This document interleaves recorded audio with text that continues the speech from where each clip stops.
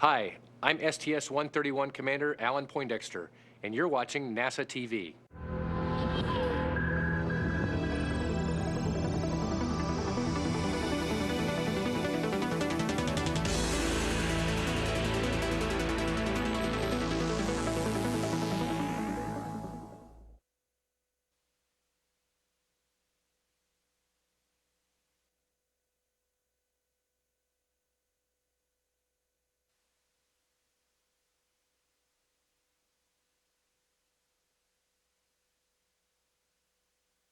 This is Shuttle Launch Control. We are now in the crew quarters at the Operations Checkout Building.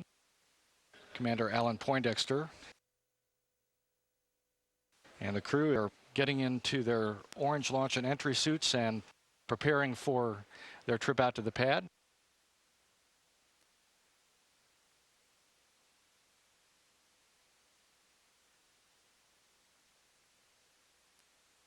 It's pilot Jim Dutton being assisted with his orange ACES suit, getting the gloves on.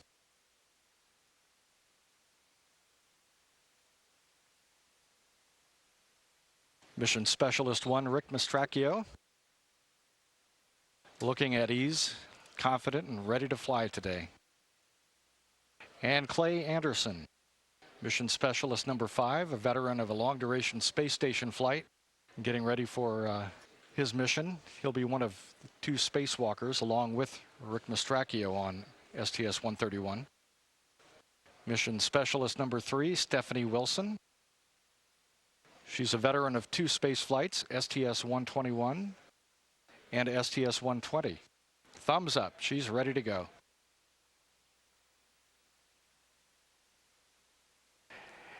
And our Japan Aerospace Exploration Agency astronaut, Naoko Yamazaki.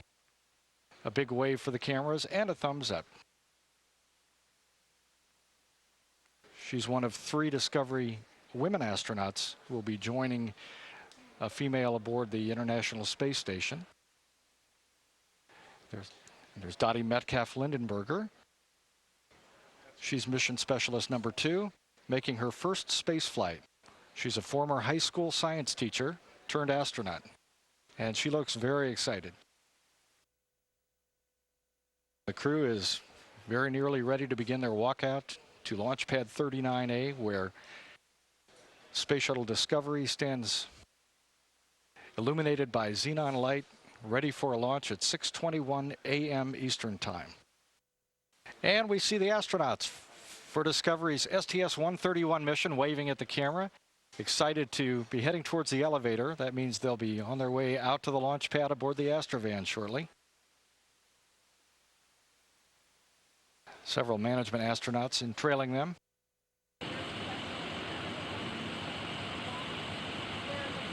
Over 100 news media await the arrival of Discovery's crew, and here they are.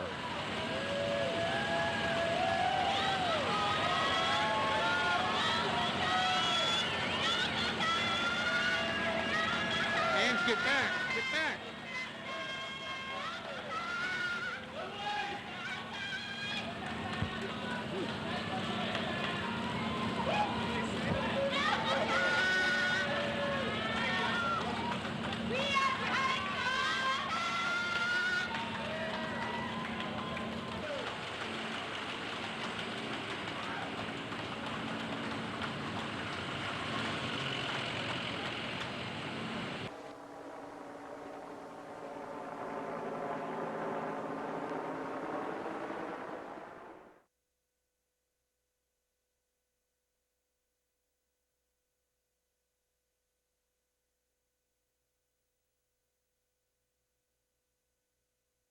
And we see the crew now out of the Astrovan, and they're walking over so they can get a better look at this beautiful Space Shuttle Discovery. There we can see some of the venting that you were talking about. And they just need to walk a little further over here so they can get a good view. And there's another view looking down at them. Now, already inside the Space Shuttle Discovery at this point is our astronaut support personnel, and see they're actually waving up to them. Right here now you have a view up on the 195-foot level, and we see closeout crew member number 3, that's John Hazelhurst. He's waiting for the arrival of the 7 crew members from the Space Shuttle Discovery.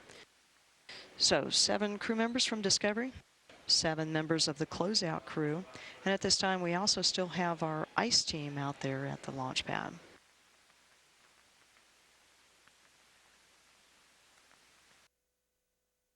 And here we see a view from the white room, which is just outside the hatch of the shuttle.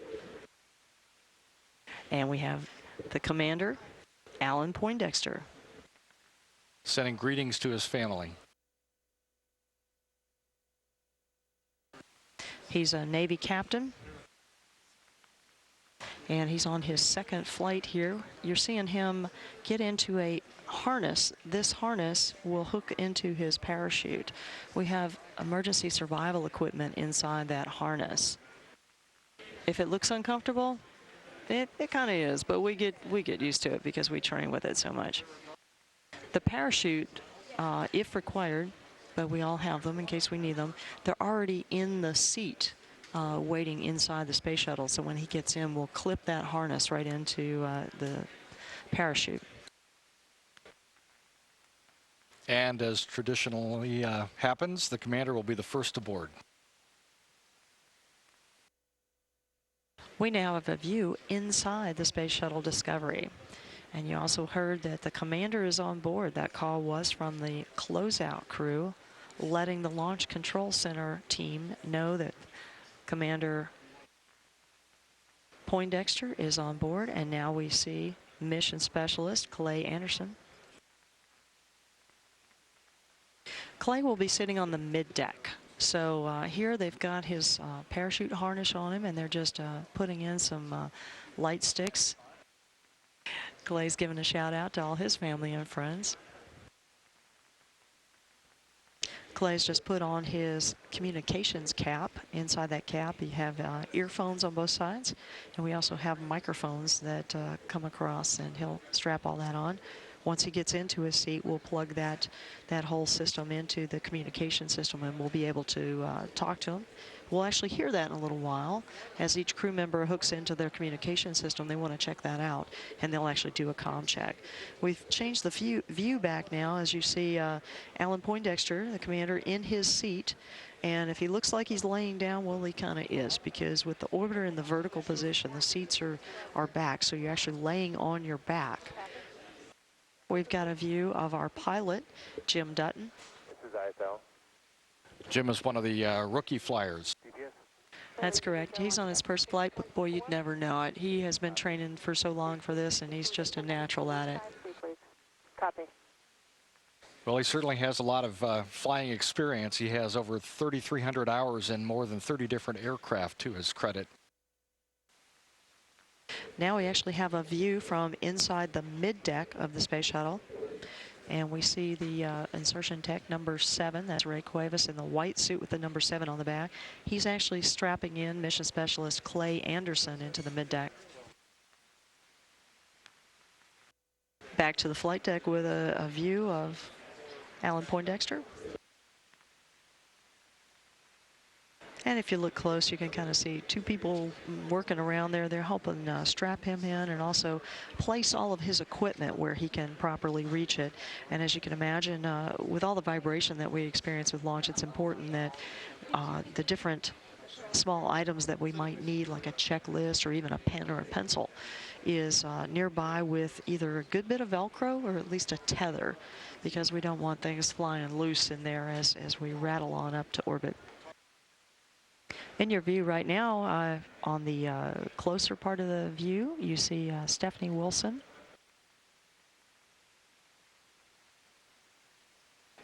Yep, Stephanie's making her 3rd space flight. She flew on STS-121 first and STS-120 second. Go ahead. She has a bachelor's degree from Harvard and a master's degree from the University of Texas, OTCC GLS 2. and is mission specialist 3 on this mission. I can give you steps 593 through 599. And she's also quite the wizard at operating robotic arms.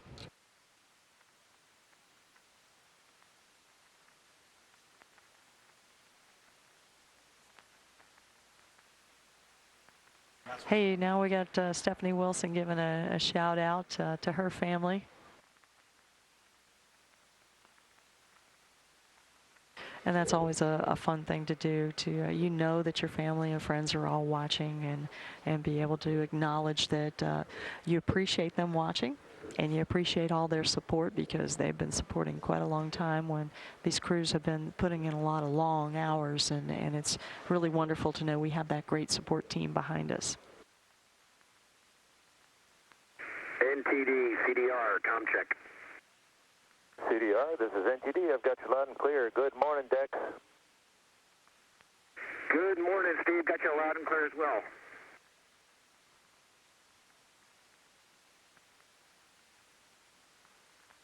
Houston, CDR, com check.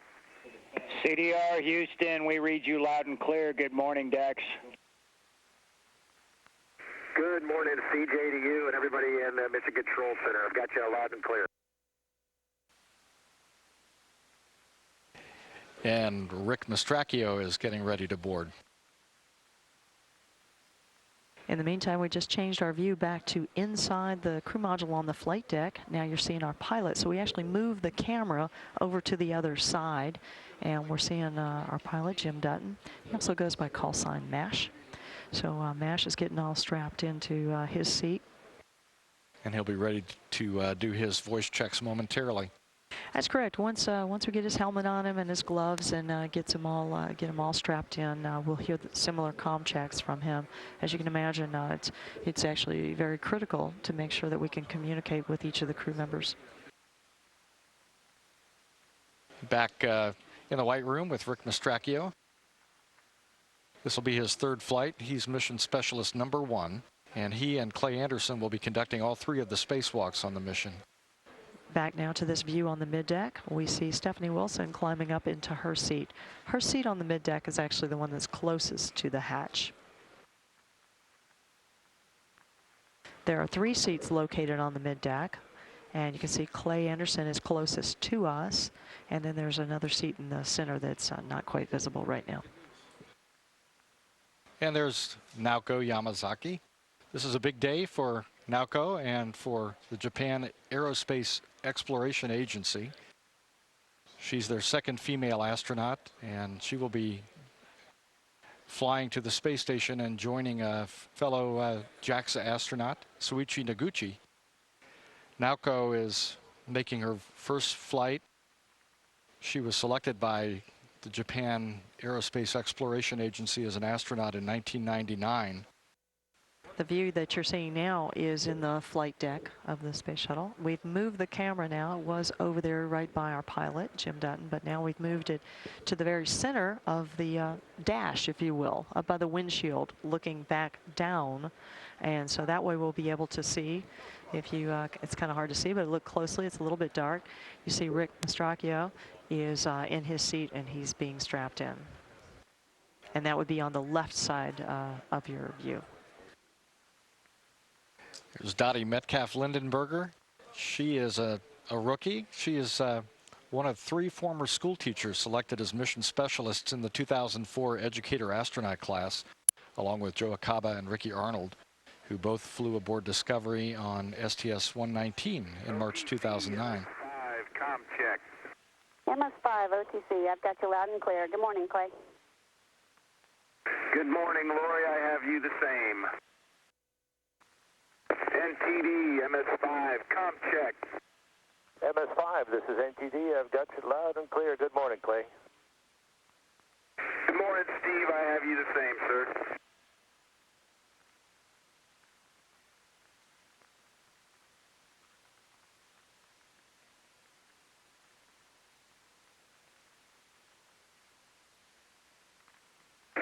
And MS5, com check. MS5, Houston, we read you loud and clear. Good morning, Clay. CJ, I have you the same. OTC, OVCC. Go ahead. MS4 on board at this time. GMT 0743.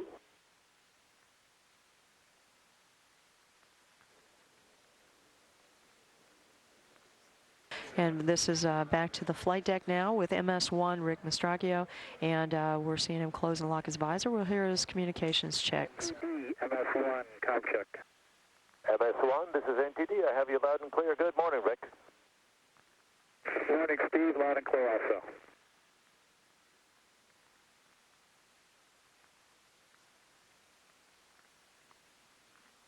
Houston, MS-1, com check. MS1 Houston, we read you loud and clear. Good morning, Rick.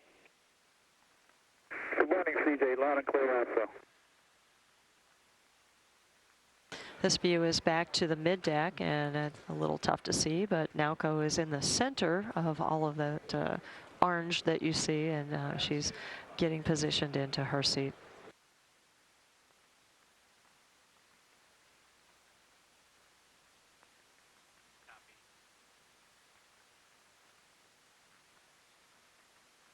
Although this is a dark view, in the very center of your view right now is Dottie, or MS2, sitting in her seat, and they're working to fasten all of her seat belts and strap her in.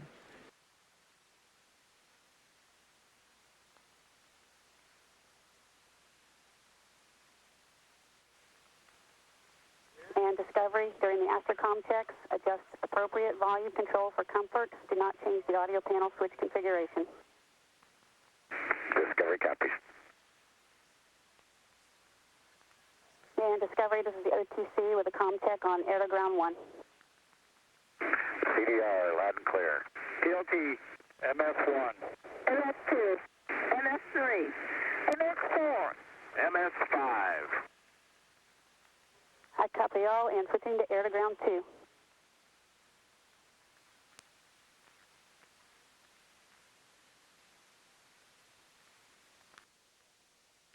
This is shuttle launch control at T-minus 9 minutes and holding. 8 minutes, 25 seconds remain in the hold.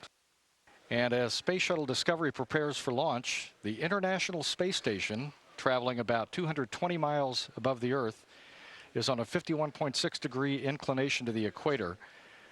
The shuttle launch time is based on the time that the Earth's rotation carries Kennedy Space Center's launch pad into the plane of the space station's orbit.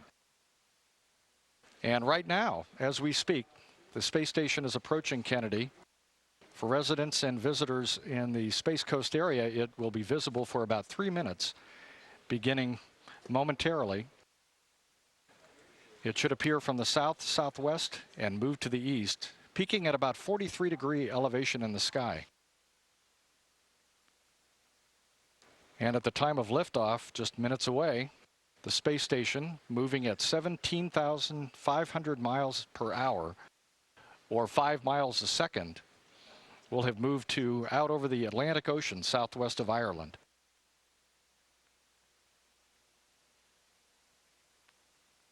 Mission Control in Houston is sending NASA television to the members of the space station crew so they can watch the launch of Space Shuttle Discovery.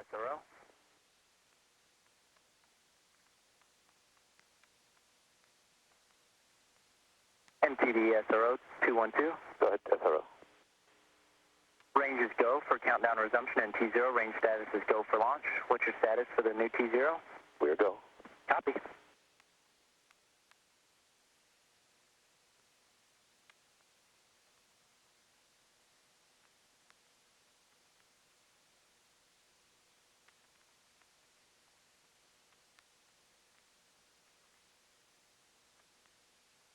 And we see the space station traveling over the Kennedy Space Center on NASA television. It just passed the moon.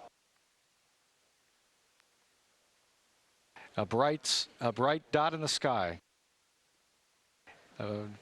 Residents throughout the world can find sighting opportunities by going to NASA's website at www.nasa.gov and looking for sightings. The space station is longer than a football field. Its solar arrays span 240 feet. And it's 45 feet tall. It's a large object. It's getting bigger all the time. 6 permanent crew members are there today, about to be joined by the 7 crew members of Space Shuttle Discovery to conduct science in space. JRPS, go ahead. L-minus 15 recorder activation. Copy. At this time, the International Space Station is about 90% complete by mass and 98% complete by habitable volume. Copy, we'll put in work.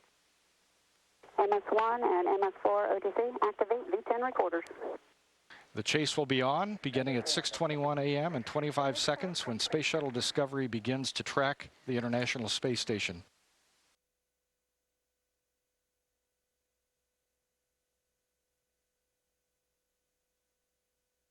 OTC? OTC is go. TBC? TBC is go. PTC? PTC is go. LPS? LPS is go. Houston Flight? Houston Flight is go. Mila? Milo's go. STM? STM is go. Safety Console? Safety Console is go. SPE? SPE is go. LRD? LRD is go. SRO? This is SRO, please stand by. And CDR? Discovery is go.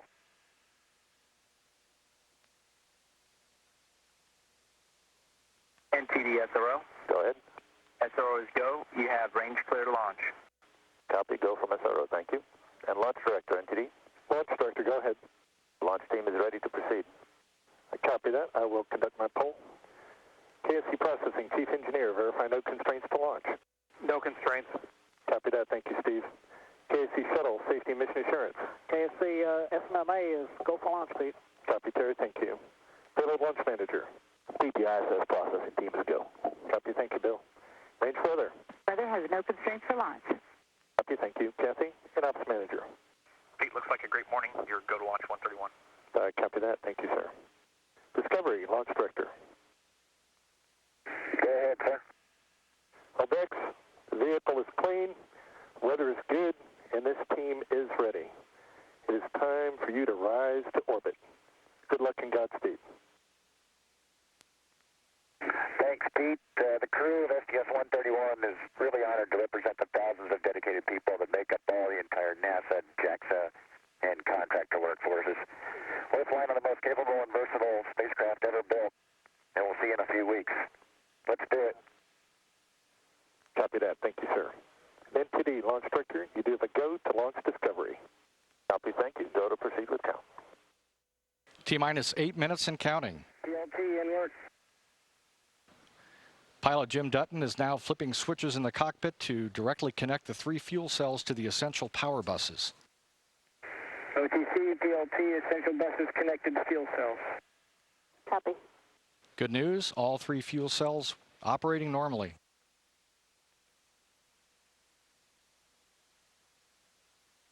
T-minus 7 minutes, 30 seconds. Let's go for orbiter access arm retract. And Discovery, OTC, it's time to light up the skies on your mission to expand scientific research on the International Space Station. Select rookies to ride a shuttle. This vehicle is about to go 17,000 miles per hour. Enjoy your ride. Discovery copies. Thanks a lot. Best wishes from Orbiter Test Conductor Lori Sally to the crew of Space Shuttle Discovery. T-minus 7 minutes and counting. The orbiter access arm has been retracted away from Discovery. This is the walkway used by the crew to gain entry into and out of the shuttle, and it can be returned to position within seconds should it become necessary.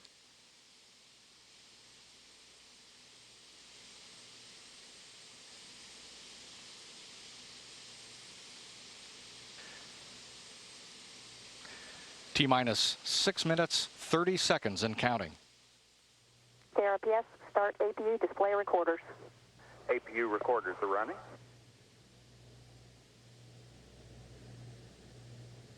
TLT, perform APU pre-start. PLT in work. Orbiter Test Conductor gave pilot Jim Dutton a go to perform the auxiliary power unit pre-start procedure. The APUs provide pressure to the shuttle's 3 hydraulic systems, which move the main engines and aero surfaces during flight.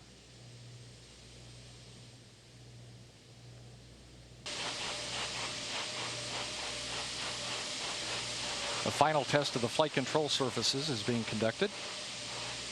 This is a programmed pattern of movements designed to verify the readiness for launch of all the flight control surfaces, the elevons, speed brakes, and rudder. And the main engines are being gimbaled through a pre-programmed series of maneuvers as a final test before launch. T-minus 3 minutes, 15 seconds and counting.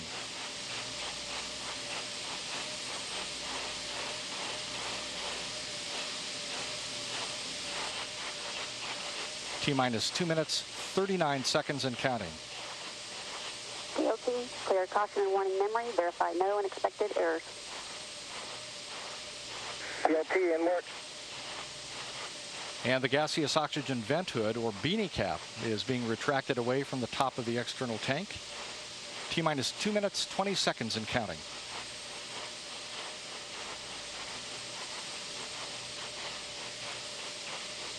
Discovery, close and lock visors. Initiate O2 flow. Discovery copies visors and O2 flow. T-minus 2 minutes and counting. Liquid hydrogen replenish on the external tank is now being terminated. DLS is go for ET LH2 pressurization.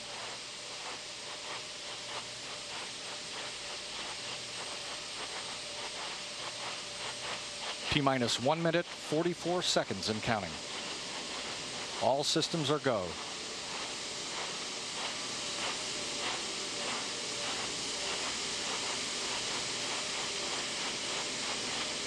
One minute, 30 seconds. 90 seconds away from the launch of Space Shuttle Discovery.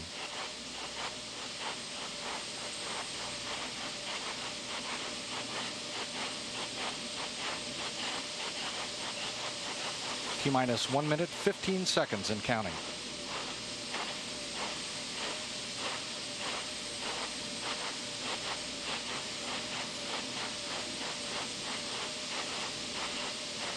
T-minus 1 minute. 1 minute.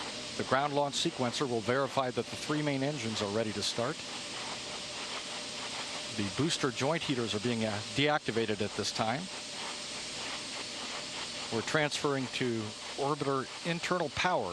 Discovery is now running off of its 3 onboard fuel cells. T-minus 38 seconds and counting. Coming up on a go for auto sequence start. DLS is go for auto sequence start. T-minus 25 seconds. Discovery's onboard computers have primary control of the vehicle's critical functions. 20 seconds. 15. T-minus 15 seconds and the sound suppression water system has been activated. 10. We have a go for main engine start. 3 engines up and ready. 3, 2, 1, 0. Booster ignition and liftoff of Discovery, blazing a trail to scientific discoveries aboard Space Station. Houston, Discovery, roll program. To roll, Discovery.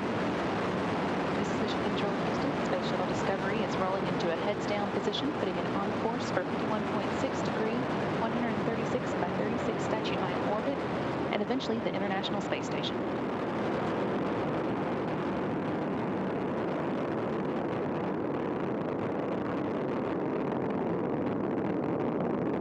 Discovery's 3 liquid-fueled main engines are now throttling down to reduce stress on the shuttle as it travels through the area of maximum dynamic pressure.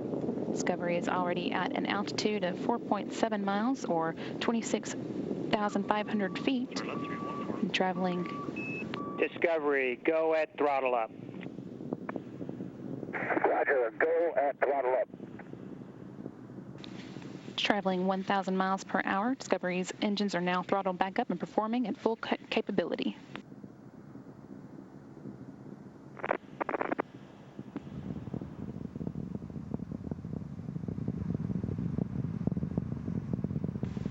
At liftoff, the shuttle weighed more than 4.5 million pounds, and now 1 minute and 27 seconds into the flight, the main engines and solid rocket boosters have reduced that weight by about half.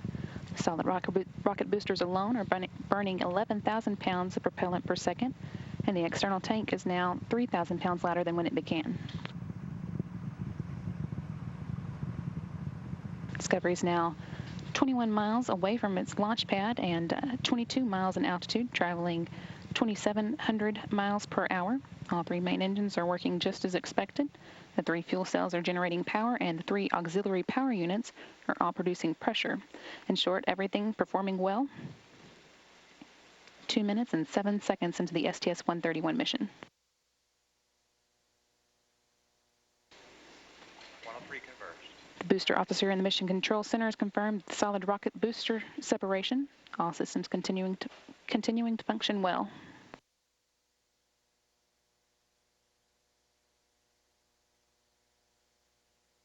Two orbital maneuvering system engines on Discovery's tail are now firing as well, providing the shuttle an extra boost into orbit.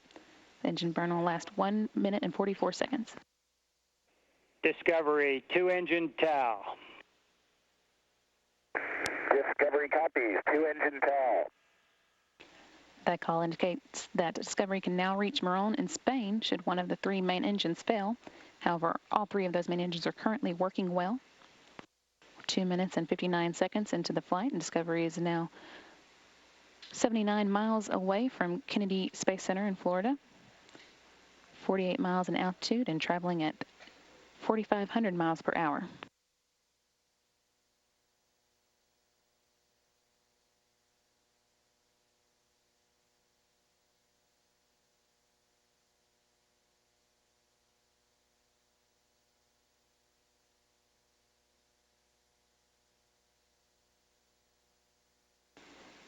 Space Shuttle Discovery also seeing the first of many sunrises of the STS-131 mission.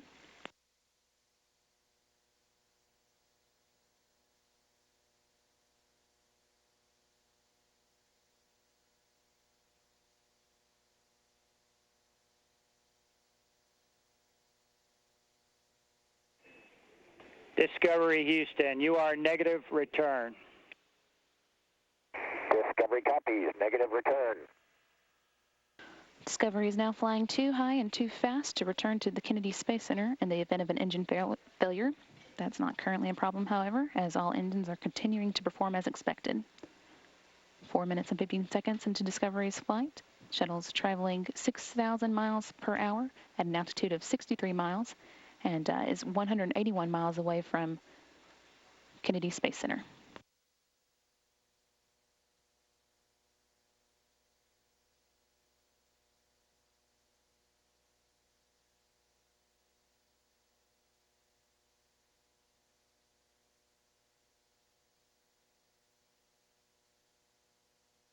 Environmental Systems Officer here in Mission Controls confirmed that the flash evaporator system has been activated to provide cooling to the shuttle system until the shuttle's cargo bay doors open and double as radiators.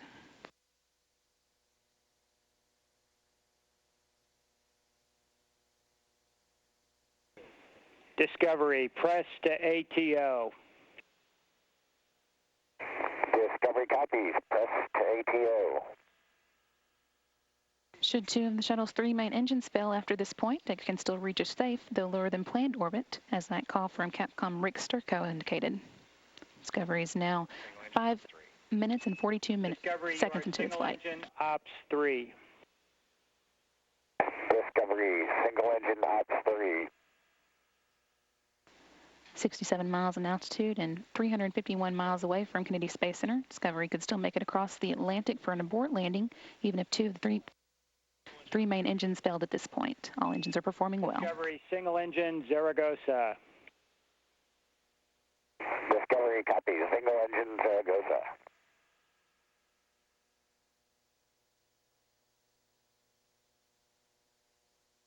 Discovery now flying more than 10,000 miles per hour, 66 miles in altitude and 430 miles away from Kennedy Space Center. Discovery, press to MECO. Discovery copies, press to MECO. And that call indicates that Discovery can reach its planned orbit of 136 by 36 statute miles, even if one of the engines fails. All three engines are still working well, as are the auxiliary power units and the three fuel cells.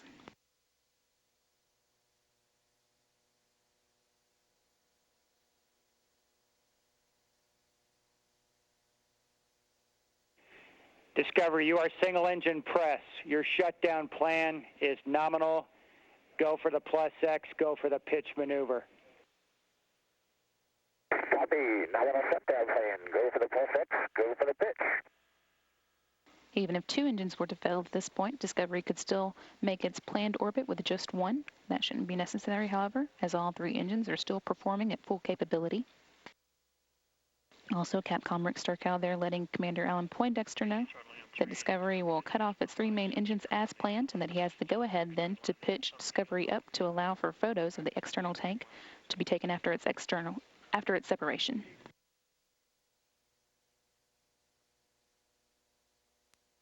Discovery now 7 minutes and 48 seconds into its mission, traveling at 15,000 miles per hour, 63 miles in altitude, and 730 miles downrange from Kennedy Space Center.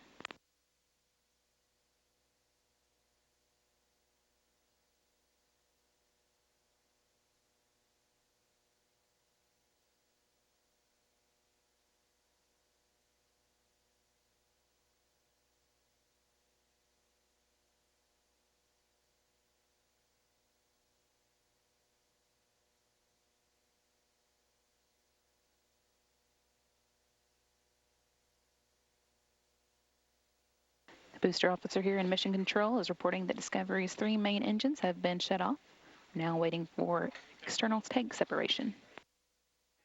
Discovery Houston, nominal MECO, OHMS 1 is not required. Nominal MECO, OHMS 1 not required. And there is the external tank separation. 8 minutes and 53 seconds into the STS-130 mission. Discovery now safely in orbit, 66 miles above the Earth, and traveling at 17,500 miles per hour. Also 1,065 miles downrange from the Kennedy Space Center.